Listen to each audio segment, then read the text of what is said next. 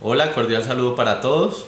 Hoy nos encontramos realizando una entrevista del programa de Cátedra de Paz, Convivencia y Ética, donde vamos a realizar una entrevista a un usuario sobre el proceso de paz que se realizó en el año 2016. Hoy nos encontramos con la compañera Cindy Caterine, Kelly Joana y mi persona es Leonel Parales Pérez, ¿vale?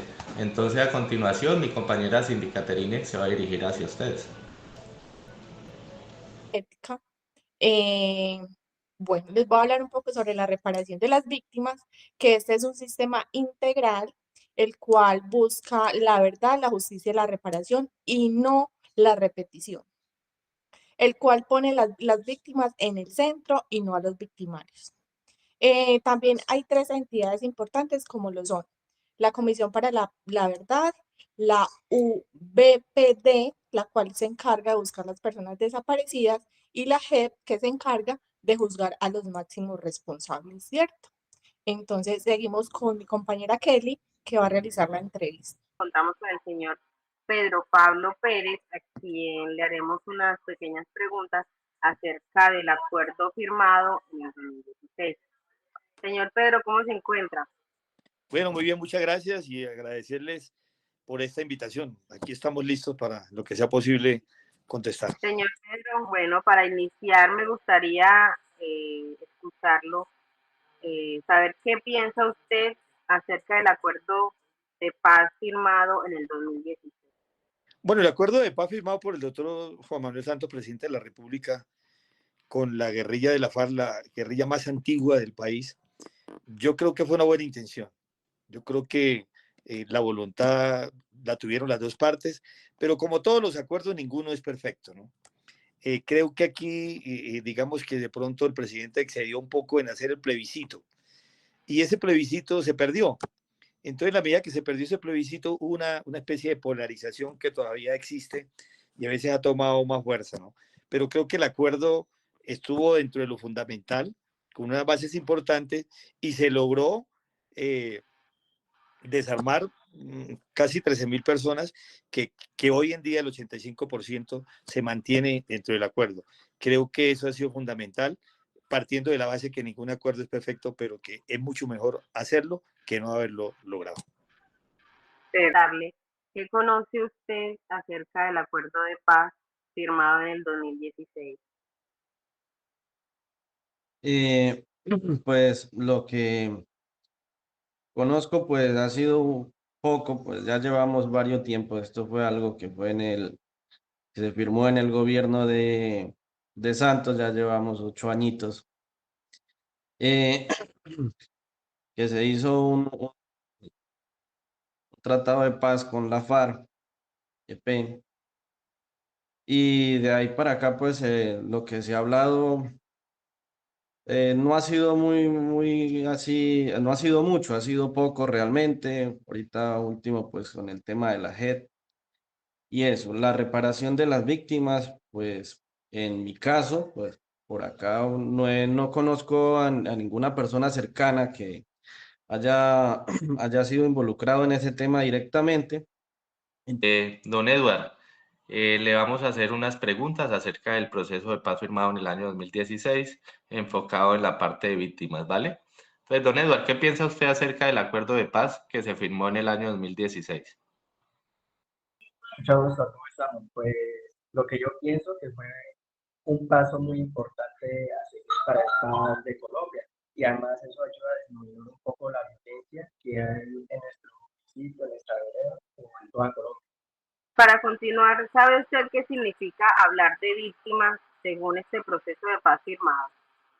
Bueno, las víctimas es uno de los procesos que se logró ahí dentro del acuerdo del proceso de paz. Las víctimas se volvieron visibles, ¿no?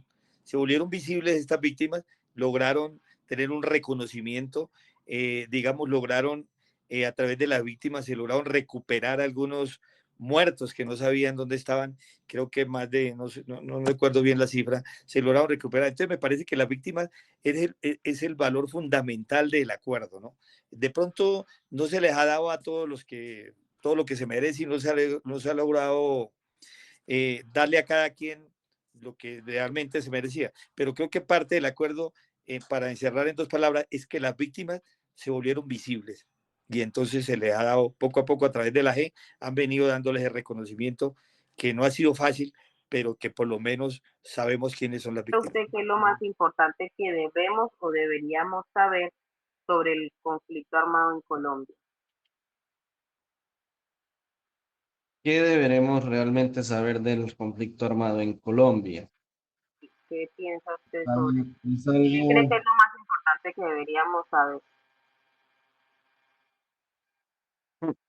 pues eso está bien difícil la pregunta porque en realidad el conflicto en Colombia depende de muchos factores. En estos momentos diría yo que empezando que ya no tenemos no tenemos como en los tiempos de nuestras infancias que uno conocía de dos, tres grupos que decíamos que era el conflicto, que era la FARC, el ELN, la SAUC. En estos momentos tenemos una cantidad de grupos delincuenciales que se, se financian a través del narcotráfico, de la extorsión, de todas estas cosas que ya conocemos. ¿El proceso que se firmó en ese año? Sí, hablar de víctimas es hablar de aquellas personas de que sufrieron mucha violencia sobre las Fuerzas Armadas, como emocional, económico, social, físico, los que tuvieron algunos familiares que dejaron el estudio, abandonar sus tierras, pues estoy de acuerdo con eso.